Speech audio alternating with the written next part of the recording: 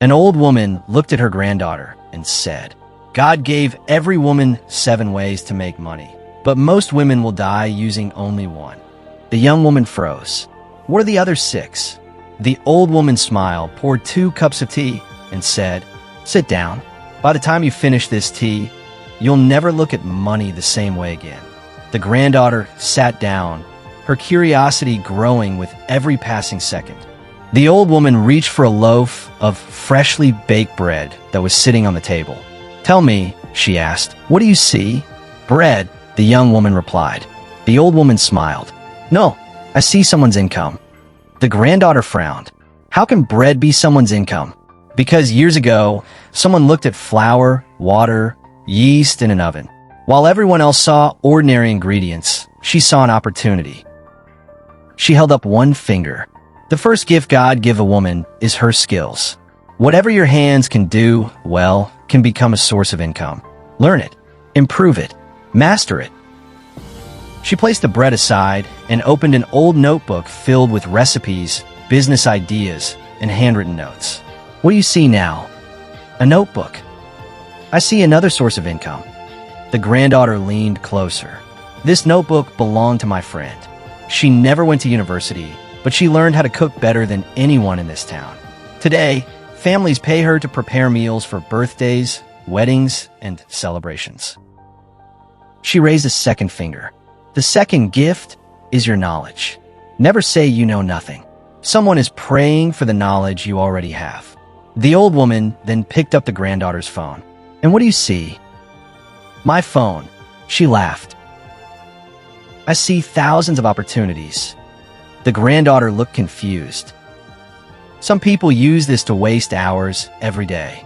Others use it to teach, write, create videos, sell products, design graphics, advertise businesses, and reach customers around the world.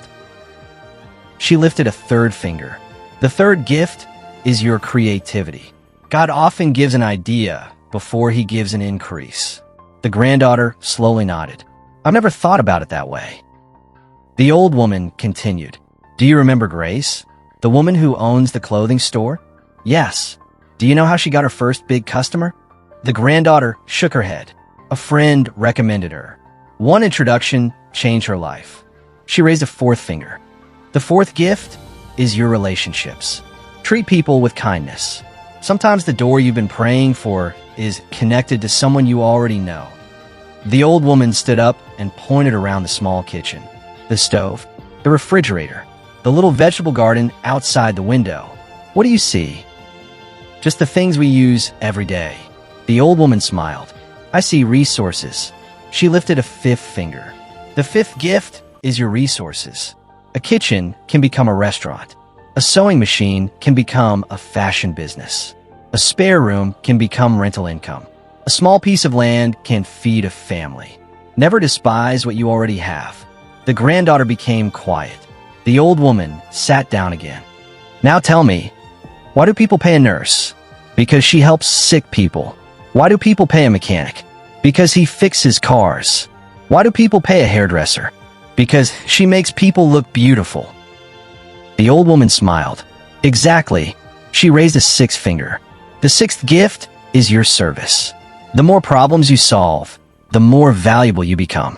People don't pay because you need money. They pay because you meet a need. The room fell silent. The granddaughter looked thoughtful. The old woman slowly raised her final finger. And now, the seventh gift. She paused long enough for the young woman to lean forward.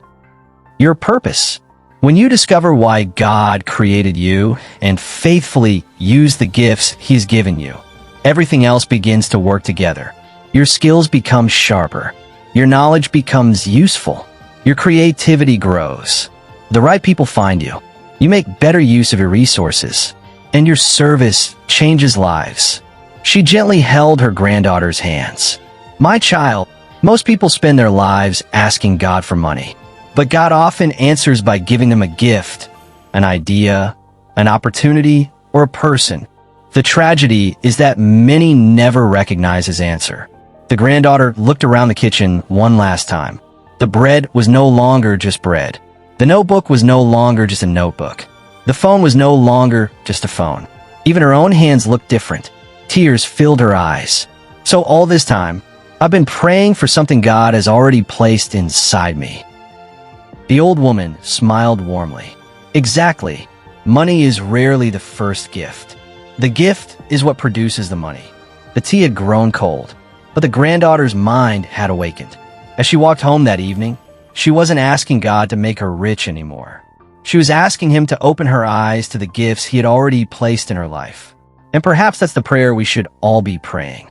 Tell me, which of these 7 gifts do you think God has already placed in your hands?